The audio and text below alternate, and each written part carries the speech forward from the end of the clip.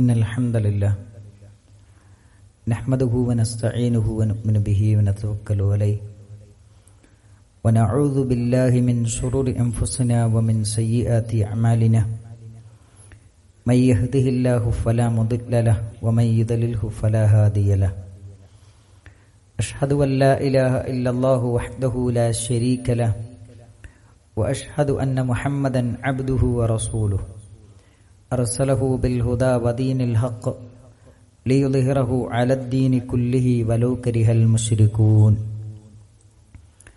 اللهم صل على محمد وعلى آل محمد كما صليت على إبراهيم وعلى آل إبراهيم إنك حميد مجيد اللهم بارك على محمد وعلى آل محمد كما باركت على إبراهيم وعلى آل إبراهيم إنك حميد مجيد أما بعد فإن خير الكلام كلام الله وخير السنن سنن محمد صلى الله عليه وسلم وشر الأمور محدثاتها وكل محدثة بدعة وكل بدعة ضلالة وكل ضلالة في النار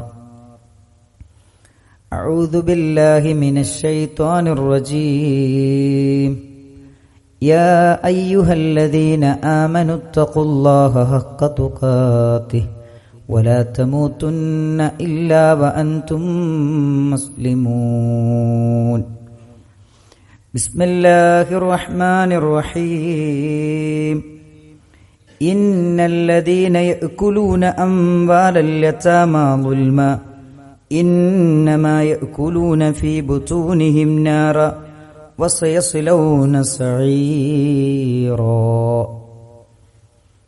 സ്നേഹസമ്പന്നരായ സത്യവിശ്വാസികളെ, സത്യവിശ്വാസിനികളെ, അല്ലാഹു സുബ്ഹാനഹു വ തആലയുടെ നിയമങ്ങളും നിർദ്ദേശങ്ങളും പാലിച്ചുകൊണ്ട് മുത്തഖിയും മുഅ്മിനുമായി ജീവിക്കണമെന്ന് ആമുഖമായി ഉണർത്തുകയാണ്, വസിയ്യത്ത് ചെയ്യുകയാണ്. ഒരു സത്യവിശ്വാസി എന്ന നിലയിൽ ജീവിതത്തിൻ്റെ ഓരോ ഘട്ടങ്ങളിലും നമ്മൾ എന്ത് സമീപനം സ്വീകരിക്കണമെന്ന് പരിശുദ്ധ ഖുർആനും പ്രവാചക തിരുമേനി സല്ലല്ലാഹു അലൈഹി വസല്ലമയുടെ വചനങ്ങളും നമ്മെ പഠിപ്പിക്കുകയും ബോധ്യപ്പെടുത്തുകയും ചെയ്യുന്നുണ്ട്. അതാണ് ഇസ്ലാമിൻ്റെ പ്രത്യേകത, അതാണ് മുസ്ലിങ്ങളുടെ പ്രത്യേകത. ഇപ്പം ജീവിതത്തിൽ പരീക്ഷണങ്ങളെന്ന് പറയുന്നത് അത് ഏത് രൂപത്തിലുള്ള പരീക്ഷണങ്ങളാണെങ്കിലും സ്വാഭാവികമായും സംഭവിക്കാറുണ്ട്. ഇത്തരം പരീക്ഷണങ്ങളിൽ ഒരു മുസ്ലിം എന്ത് സമീപനമാണ് സ്വീകരിക്കേണ്ടത് എന്ന് പ്രവാചക തിരുമേനി സല്ലല്ലാഹു അലൈഹി വസല്ലമയുടെ ജീവിതത്തിൽ നിന്ന് വ്യക്തമായി നമുക്ക് പഠിക്കാനുണ്ട്. ഇപ്പൊ രോഗമെന്ന് പറയുന്നൊരു പരീക്ഷണം, ഇനി രോഗമല്ലാത്തൊരു പരീക്ഷണമാണെങ്കിലും അത്തരം പരീക്ഷണങ്ങളുടെ മുമ്പിൽ ആ പരീക്ഷണത്തിൽ ക്ഷമിച്ചും അള്ളാഹുവിന്റെ പ്രതിഫലം ആഗ്രഹിച്ചും അത് അനുഗ്രഹമാക്കാൻ കഴിയുമെന്നതാണ് ഒരു മുസ്ലിമിന്റെ ഏറ്റവും പ്രധാനപ്പെട്ട പ്രത്യേകത. അക്ഷമനായി അസ്വസ്ഥത കാട്ടി മരണത്തെ ആഗ്രഹിക്കുന്നൊരു സമീപനം ഒരു വിശ്വാസിയുടെ ഭാഗത്തു നിന്നും ഉണ്ടാകരുത്. പ്രവാചക തിരുമേനി സല്ലല്ലാഹു അലൈഹി വസല്ലമ ഒരിക്കൽ അബ്ബാസ് റളിയല്ലാഹു അൻഹു രോഗക്കിടക്കയിൽ കിടക്കുന്ന സമയത്ത് സന്ദർശിച്ചു. അന്ന റസൂലുള്ളാഹി സല്ലല്ലാഹു അലൈഹി വസല്ലം ദഖല അലൈഹിം വഅബ്ബാസ് അമ്മി റസൂലില്ലാഹ്. നബി സല്ലല്ലാഹു അലൈഹി വസല്ലമയുടെ എളാപ്പ രോഗമായി കിടക്കുന്ന സമയത്ത് നബി സല്ലല്ലാഹു അലൈഹി വസല്ലമ സന്ദർശിച്ചു. യസ്തകി, അദ്ദേഹം ആവലാതി പറയാണ്, സങ്കടം പറയാണ്, രോഗമാണ്, രോഗപീഠയാൽ ഞാൻ കഷ്ടപ്പെടുന്നുണ്ട്, ഒന്ന് മരിച്ചു കിട്ടിയാൽ മതി. മരണത്തെ ആഗ്രഹിച്ചുകൊണ്ടുള്ള സംസാരമാണ് അദ്ദേഹം സംസാരിക്കുന്നത്. നബി സല്ലല്ലാഹു അലൈഹി വസല്ലം അദ്ദേഹത്തെ വിളിച്ചിട്ട് പറഞ്ഞു, യാ അമ്മി, എളാപ്പ, ലാ തതമന്നൽ മൗത്ത്, ഒരിക്കലും നിങ്ങൾ മരണത്തെ ആഗ്രഹിക്കരുത്. ഒരു മനുഷ്യന് മരണമാണോ ഖൈർ, ജീവിതമാണോ ഖൈർ എന്നറിയാവുന്നത് നമ്മളല്ല, അള്ളാഹുവിന് മാത്രമേ അതറിയൂ. നിങ്ങൾക്ക് ജീവിക്കാൻ ഒരുപാട് അവസരം അള്ളാഹു ഇനിയും നൽകുകയാണെങ്കിൽ ഒരുപാട് നന്മകൾ നിങ്ങളുടെ നന്മയുടെ ഭാണ്ഡത്തിലേക്ക് ചേർത്ത് വെക്കാം. ഇനി നിങ്ങൾക്ക് പെട്ടെന്ന് മരണം വരികയാണെങ്കിൽ നിങ്ങളുടെ പാപങ്ങളൊക്കെ റബ്ബിനോട് ഏറ്റുപറഞ്ഞ് നിങ്ങളുടെ മനസ്സിനെ ശുദ്ധീകരിക്കാം. അതുകൊണ്ട് ഇതിലേതാണ് നമുക്ക് ഖൈർ എന്ന് നമുക്ക് ആർക്കും അറിയില്ല. അതുകൊണ്ട് റബ്ബിനോട് നമ്മൾ പറയേണ്ടത്, ഏത് രോഗത്തിന്റെ മാരകമായ രോഗത്തിന് അടിമപ്പെട്ട് കിടക്കുകയാണെങ്കിലും പറയേണ്ടത് അല്ലാഹുമ്മ അഹ്യിനി ഇദാ കാനത്തിൽ ഹയാത്തു ഖൈറല്ലി, എനിക്ക് ജീവിതമാണ് ഖൈറെങ്കിൽ എന്നെ ജീവിപ്പിക്കണമേ, എനിക്ക് മരണമാണ് ഖൈറെങ്കിൽ എന്നെ മരിപ്പിക്കണമേ എന്ന് മാത്രമാണ് ഒരു വിശ്വാസിക്ക് പ്രാർത്ഥിക്കാൻ പാടുള്ളൂ എന്നാണ് പരിശുദ്ധ ഖുർആനും നബി സല്ലല്ലാഹു അലൈഹി വസല്ലമയും നമ്മളെ പഠിപ്പിക്കുന്നത്. ഇപ്പൊ നമ്മുടെയൊക്കെ വീടുകളിൽ വലിയ രോഗം ബാധിച്ച് കിടക്കുന്ന പലരും ഉണ്ടാകും. അവരുടെ ഒക്കെ നാവിൽ നിന്ന് വരുന്നൊരു വാക്കുണ്ട്, ഒന്ന് മരിച്ചു കിട്ടിയാൽ മതിയായിരുന്നു.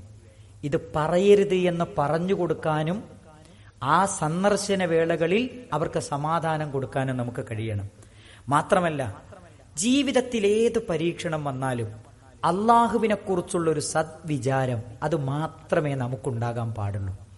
നബി സല്ലല്ലാഹു അലൈഹി വസല്ലമ പറയുന്നൊരു വചനമുണ്ട്, ലാ യമൂതന്ന അഹദുക്കും, നിങ്ങളിൽ ഒരാളും മരിക്കരുത്, അത്താ യുഹ്സിനന്ന ബില്ലാഹി തആല, അള്ളാഹുവിനെ കുറിച്ചുള്ള നല്ല വിചാരത്തോടുകൂടിയല്ലാതെ നിങ്ങളൊരാളും മരിച്ചു പോകരുത്. കാരണം മരിക്കുന്ന സമയത്ത് റബ്ബിനെ കുറിച്ചുള്ള എന്തൊരു ചിന്തയാണോ ഉള്ളത് അതിന്റെ അടിസ്ഥാനത്തിലാണ് സ്വർഗ നരകങ്ങൾ അള്ളാഹു തീരുമാനിക്കുന്നത്. ഇന്നമൽ അഅ്മാലു ബിൽ ഖവാതീം, മനുഷ്യന്റെ പ്രവർത്തനങ്ങൾ അള്ളാഹു സ്വീകരിക്കുന്നത് അവസാനം നോക്കിയിട്ടാണ്. നമ്മളെല്ലാവരും പ്രാർത്ഥിക്കൽ എന്താണ്? അള്ളാഹുവേ, മരിക്കുന്ന സമയത്ത് ലാ ഇലാഹ ഇല്ലല്ലാ എന്ന കലിമ ചൊല്ലി മരിക്കാൻ തൗഫീഖ് തരണേ എന്ന് പ്രാർത്ഥിക്കുന്നവരാ നമ്മളെല്ലാവരും. അതുകൊണ്ട് ജീവിതത്തിന്റെ ഏത് പരീക്ഷണ ഘട്ടത്തിലും അള്ളാഹിനെ കുറിച്ചുള്ള ഒരു നല്ല വിചാരം മാത്രമേ നമ്മുടെ മനസ്സിലുണ്ടാകാവൂ. നിങ്ങൾ ചിന്തിച്ചു നോക്കൂ സഹോദരങ്ങളെ, അള്ളാഹിനെ കുറിച്ച് നല്ലത് വിചാരിക്കാൻ എത്ര കാര്യങ്ങളുണ്ട്. ആരോഗ്യപരമായ ഒരു ആയുസ് പടച്ച റബ്ബ് നമുക്ക് നൽകിയില്ലേ? ഇസ്ലാം എന്ന് പറയുന്ന വെളിച്ചം പടച്ച റബ്ബ് നമുക്ക് നൽകിയില്ലേ? എന്തൊക്കെ നന്മകളാണ് അള്ളാഹു നമുക്ക് നൽകിയത്. നന്മകൾ ചെയ്യാനുള്ള അവസരം നമുക്ക് നൽകി. ജീവിതത്തിൽ എന്ത് പ്രയാസങ്ങൾ വരുമ്പോഴും രോഗം വരുമ്പോഴും അവിടെ നോക്കണം, നമസ്കാരത്തെ ചുരുക്കാൻ നമുക്ക് അവസരം നൽകി, ജംആക്കാൻ നമുക്ക് അവസരം നൽകി, നിന്ന് നിസ്കരിക്കേണ്ട നിസ്കാരം ഇരുന്ന് നിസ്കരിക്കാൻ അവസരം നൽകി. എന്തൊക്കെ അവസരങ്ങളാണ് പടച്ച റബ്ബ് നമുക്ക് നൽകിയത്. ഇങ്ങനെ നോക്കുമ്പോൾ അള്ളാഹു എത്ര അനുഗ്രഹമാണ് നമുക്ക് നൽകിയത്. റബ്ബിനെ കുറിച്ചുള്ള നല്ല വിചാരവും നല്ല ചിന്തയും മാത്രമാണ് ഒരു വിശ്വാസിയുടെ മനസ്സിൽ ഉണ്ടാകാൻ പാടുള്ളൂ ഏത് പരീക്ഷണ ഘട്ടത്തിലുമെന്നാണ് ഈ വചനങ്ങൾ നമ്മളെ പഠിപ്പിക്കുന്നത്. ഇത് പടച്ച റബ്ബുമായുള്ള കാര്യങ്ങളിലുള്ള നമ്മൾ ശ്രദ്ധിക്കേണ്ട കാര്യമാണെങ്കിൽ, ഇനി മനുഷ്യരുമായി ബന്ധപ്പെട്ടുകൊണ്ട് ചില കാര്യങ്ങളുണ്ട്.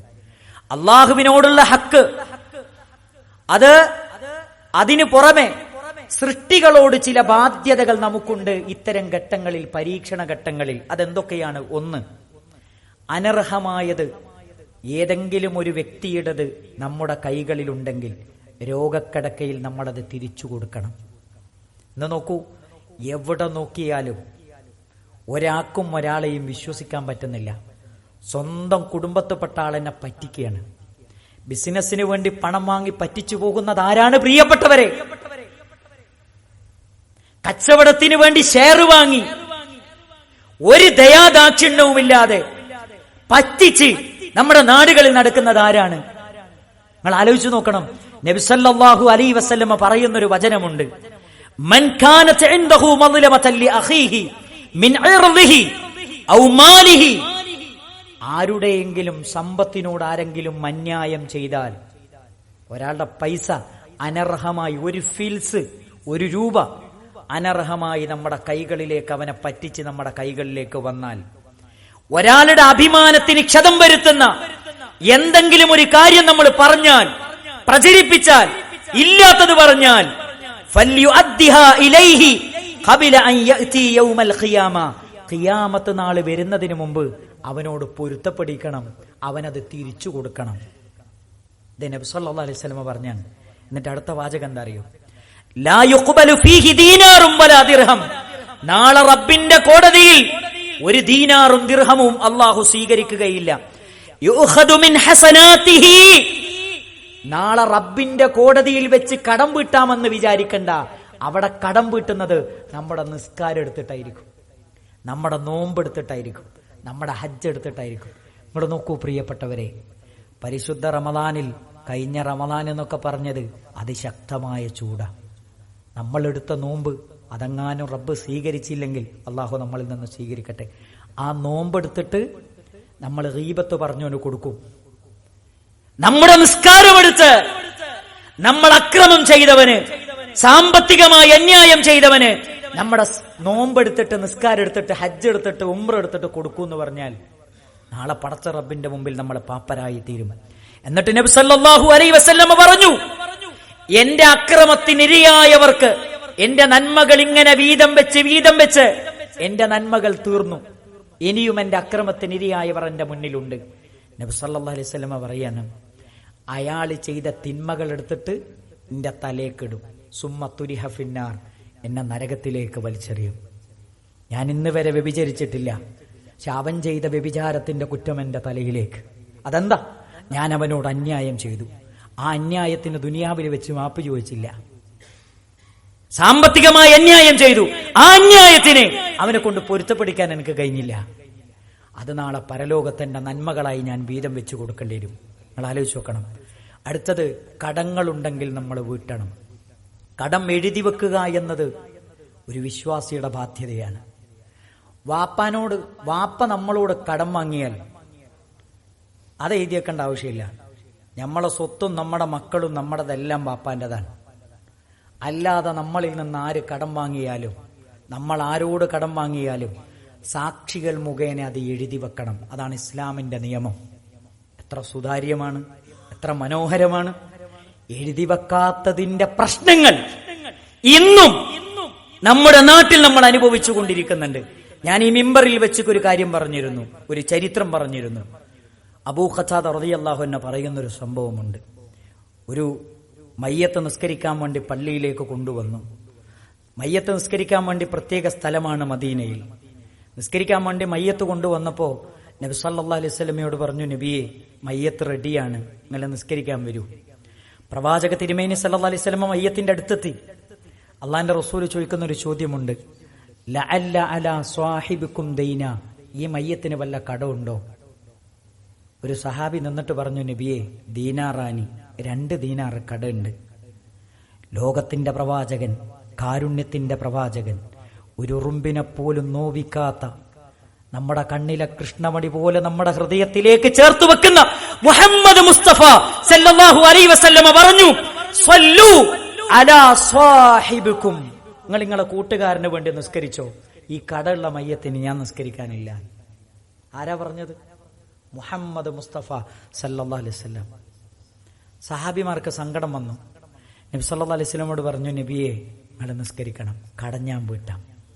അബൂ ഖതാദ റളിയല്ലാഹു അൻഹു പറഞ്ഞു, നബിയെ, കടഞ്ഞാൻ വീട്ടാം, നിങ്ങൾ നിസ്കരിക്കണം. നബി സല്ലല്ലാഹു അലൈഹി വസല്ലമ പറഞ്ഞു, നിന്റെ സമ്പത്തിലും നിന്റെ കുടുംബത്തിലുമാണ് കടം, അതുകൊണ്ട് സൂക്ഷിക്കണം. അങ്ങനെ ഏറ്റെടുത്തു, നിസ്കരിച്ചു. നിസ്കാരം കഴിഞ്ഞ അടുത്ത ദിവസം അബൂ ഖതാദ റളിയല്ലാഹു അൻഹുവിനെ കണ്ടപ്പോ ലോകത്തിന്റെ പ്രവാചകൻ ചോദിച്ച ഒന്നാമത്തെ ചോദ്യം എന്താ അറിയോ? നിന്റെ കൂട്ടുകാരന്റെ കടം നീ എന്ത് ചെയ്തു? പ്രവാചകരെ, ഇന്നമാത്ത അംസി, ഇന്നലെ മരിച്ചിട്ടല്ലേ ഉള്ളൂ, കടം വീട്ടാൻ എത്ര സമയമുണ്ട്? പ്രവാചകൻ മിണ്ടില്ല. അടുത്ത ദിവസം അബൂ ഖതാദ റളിയല്ലാഹു അൻഹുവിനെ കണ്ടപ്പോ വീണ്ടും പ്രവാചകൻ ചോദിച്ചു, നിന്റെ കൂട്ടുകാരന്റെ കടം നീ എന്ത് ചെയ്തു? അബൂ ഖതാദ റളിയല്ലാഹു അൻഹു പറഞ്ഞു, നബിയെ, ഞാൻ ആ കടം വീട്ടി. അള്ളാന്റെ റസൂൽ ചിരിച്ചു, മുഖത്ത് സന്തോഷം. അള്ളാന്റെ റസൂൽ പറയാൻ, ഇപ്പോഴാണ് നിന്റെ കൂട്ടുകാരൻ അവന്റെ ഖബറിൽ ഒരു സ്വസ്ഥത കിട്ടിയത്. സുബ്ഹാനല്ലാഹ്. ആലോചിച്ചു, നിന്റെ കൂട്ടുകാരന് ഖബറിലൊരു സ്വസ്ഥത കിട്ടിയത്. വേറെ ഹദീസിൽ എന്താ ഉള്ളതെന്നറിയോ? മഅ്സൂറും ബിദൈനിഹി, സ്വർഗത്തിന്റെ എല്ലാ അനുഭൂതികളും തടയപ്പെട്ടു കടം കൊണ്ട്. ഷഹീദാണ്, അള്ളാഹുവിന്റെ മാർഗത്തിൽ രക്തസാക്ഷിത്വം വരിച്ച വ്യക്തിയാണ്. സ്വർഗത്തിന്റെ എല്ലാ അനുഭൂതികളും തടയപ്പെട്ടു കടം വീടുന്നത് വരെ. കടം ഗൗരവതരമാണ്. രോഗക്കിടക്കയിൽ വാർദ്ധക്യ സഹജമായ രോഗക്കടക്കയിൽ പ്രിയപ്പെട്ടവരെ മറക്കരുത്, കട ഉണ്ടെങ്കിൽ അത് എഴുതി വെക്കണം. ഇനി അത് അവിടുന്ന് തന്നെ പെട്ടെന്ന് വീട്ടാൻ പറ്റിയില്ലേ, മക്കളോട് വസിയത്തായിട്ട് അത് എഴുതി വെക്കണം. സാക്ഷികൾ മുഖേന വസിയത്തായിട്ട് എഴുതി വെക്കണം. നബി സല്ലല്ലാഹു അലൈഹി വസല്ലമ പറഞ്ഞു, നഫ്സുൽ മുഅ്മിനി മുഅല്ലഖതുൻ ബിദൈനിഹി ഹത്താ യഖ്ദി നഫ്സ. ഒരാളുടെ ആത്മാവെന്ന് പറയുന്നത് കടവുമായി ബന്ധപ്പെട്ട് കിടക്കും, അത് വീട്ടുന്നത് വരെ. ഒരു കടമുള്ളൊരു വ്യക്തി മരിച്ചാൽ മക്കള് പെട്ടെന്ന് എന്ത് ചെയ്യണം? ബാപ്പാന്റെ കടം വീട്ടണം. ഇനി മക്കൾക്ക് വീട്ടാൻ പറ്റാത്ത അത്രയും വലിയ ബാധ്യതയാണെങ്കിൽ സമൂഹം ഏറ്റെടുക്കണം. അത് സമൂഹത്തിന്റെ ഉത്തരവാദിത്തമാണ് എന്ന് നബി സല്ലല്ലാഹു അലൈഹി വസല്ലമ നമ്മളെ പഠിപ്പിക്കുന്നുണ്ട്. കടം മുഖേന ഒരാളുടെ ഖബറിലും പ്രയാസങ്ങൾ അനുഭവിക്കുന്ന ഒരവസ്ഥ ഉണ്ടാകരുത്. ഇനി കടം വീട്ടാൻ പറ്റിയില്ലേ, മക്കളോട് വസിയത്തായിട്ട് എഴുതി വെക്കണം. ഖുർആൻ പറഞ്ഞു, യുസീകുമുല്ലാഹ്, അല്ലാഹു നിങ്ങളോട് വസിയത്ത് പറയുന്നു. എന്താണ് വസിയത്ത്? ഇത്തരം വിഷയങ്ങളിൽ നമ്മൾ എന്ത് ചെയ്യണം? വസിയത്തുകൾ എഴുതി വെക്കണം. ഇബ്നു അബ്ബാസ് റളിയല്ലാഹു അൻഹുവിന്റെ ചരിത്രം പഠിക്കുമ്പോൾ, സഹാബത്തിന്റെ ചരിത്രം പഠിക്കുമ്പോൾ അവർക്കെല്ലാവർക്കും വസിയത്ത് ഉണ്ടായിരുന്നു. നമുക്കും വസിയത്ത് ഉണ്ടാകണം. പക്ഷെ നമ്മുടെ നാട്ടിലെ വസിയത്ത് എങ്ങനെയാണെന്നറിയോ? നമ്മുടെ നാട്ടിലെ വസിയത്ത്, പാപ്പ വസിയത്ത് പറയും. എങ്ങനെ പറയാ? എൻ്റെ ഏറ്റവും ഇളയ മോനാണ് എന്നെ നന്നായിട്ട് നോക്കി, അതുകൊണ്ട് ഓൻ ഇന്ന സ്ഥലവും ഇന്ന പറമ്പും ഇതൊക്കെ ഓനിക്കാണ്, ബാക്കി ഇന്ന സ്ഥലത്തൊക്കെ ഇന്ന ഓരോരുത്തർക്ക്. അനന്തരാവകാശികൾക്ക് അങ്ങനെ ഒരു വസിയത്തില്ല. ലാ വസിയത ലിവാരിസിൻ, അനന്തരാവകാശികൾക്ക് വസിയത്തില്ല. വാപ്പ മരിച്ചാൽ വാപ്പാന്റെ സ്വത്തിൽ അർഹതയുള്ളവർക്ക് വസിയത്ത് എഴുതി വെക്കാൻ പറ്റൂല.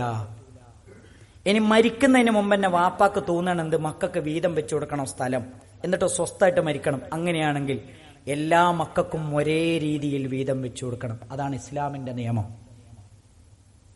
ജീവിതകാലത്താണ് മക്കൾക്ക് സ്വത്തോഹരി വെച്ചു കൊടുക്കുന്നതെങ്കിൽ നിയമപരമായി എല്ലാവർക്കും ഒരേ രീതിയിൽ വീതം വെച്ചു കൊടുക്കണം, ആണെന്നോ പെണ്ണെന്നോ വ്യത്യാസമില്ലാതെ. അതാണ് ഇസ്ലാമിന്റെ കാഴ്ചപ്പാട്, അതാണ് പരിശുദ്ധ ഖുർആനിന്റെ കാഴ്ചപ്പാട്. എന്നാൽ പെൺകുട്ടികൾക്ക് വാപ്പ മരിച്ചിട്ട് വാപ്പാന്റെ അനന്തരാവകാശ സ്വത്ത് കൊടുക്കുമ്പോൾ മക്കൾ പറയും, ഓക്ക് കൊടുക്കാൻ പറ്റൂല, ഓക്ക് 50 പവനും ഇത്ര പൈസയും കൊടുത്തിട്ടാ കെട്ടിച്ചത്. ആരാ കെട്ടിക്കാൻ പറഞ്ഞത്? വാപ്പാന്റെ സ്വത്ത്, അനന്തരാവകാശ സ്വത്തിൽ പെണ്ണിനും അവകാശമുണ്ട്. നബി സല്ലല്ലാഹു അലൈഹി വസല്ലം ആയത്തോതി പഠിപ്പിച്ചു, ലിർരിജാലി നസീബും മിമ്മാ തറഖൽ വാലിദാനി മിമ്മാ ഖല്ല മിൻഹു ഔ ഖസറ നസീബൻ മഫ്റൂദ വലിന്നിസാ. പെണ്ണുങ്ങൾക്ക് അവകാശമുണ്ട്, സ്ത്രീകൾക്ക് അവകാശമുണ്ട്. നസീബും മിമ്മാ തറഖൽ വാലിദാനി വൽ അഖ്റബൂൻ. വാപ്പ മരിച്ചാൽ, മാതാപിതാക്കൾ മരിച്ചാൽ അവരുടെ സ്വത്തിൽ സ്ത്രീകൾക്കും അവകാശമുണ്ട്.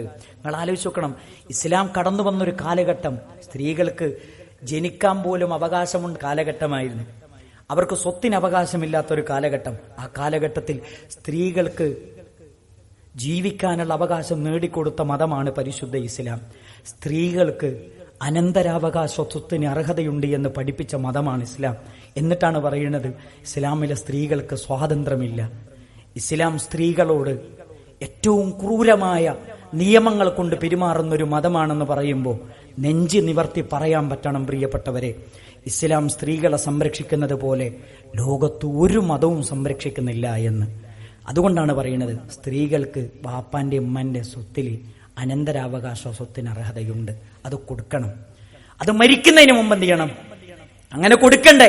ആളുകൾക്ക് എന്ത് ചെയ്യണം? ഒരിക്കലും വസിയത്ത് പറയാൻ പാടില്ല, മരിച്ചതിന് ശേഷം അവർക്ക് നമ്മൾ കൊടുക്കണം. ആ കാര്യത്തിൽ നമുക്ക് ശ്രദ്ധയുണ്ടാകണം. ഒരാളുടെ ഒരു സ്വത്തും ഒന്നും നമ്മുടെ കൈകളിൽ അന്യായമായി വരാതിരിക്കാൻ മരണവേളയിൽ രോഗാതുരമായ ഘട്ടങ്ങളിൽ നമ്മൾ ശ്രദ്ധിക്കേണ്ട കാര്യമാണ്. ഇനി നമ്മുടെ സംരക്ഷണത്തിൽ യതീമുകൾ ഉണ്ടെങ്കിൽ ശരിക്കും മനസ്സിലാക്കണം, നമ്മൾ ആർക്കാണ് വസിയത്ത് കൊടുക്കേണ്ടത്? ഒരൊറ്റ കാര്യം പറയാം. ഇപ്പോ എന്റെ വാപ്പ മരിക്കുന്നതിന് മുമ്പ് ഞാൻ മരിച്ചു, എന്നാൽ എന്റെ വാപ്പാന്റെ അനന്തരാവകാശ സ്വത്ത് എന്റെ മക്കൾക്ക് കിട്ടൂല. കാരണം എന്താ? ഞാൻ മരിച്ചു. എന്റെ വാപ്പാന്റെ അനന്തര സ്വത്ത് അത് അർഹതപ്പെട്ട മകനാണ്, മകൾക്കാണ്. പേരക്കുട്ടികൾക്ക് ഒരിക്കലും അവകാശമില്ലേ? അപ്പൊ ഞാൻ മരിച്ചു കഴിഞ്ഞാൽ എന്റെ മക്കൾക്ക് ഒരിക്കലും അനന്തരാവകാശ സ്വത്ത് കിട്ടൂല എന്ന് മനസ്സിലാക്കി എന്റെ വാപ്പ എന്താ ചെയ്യേണ്ടത്?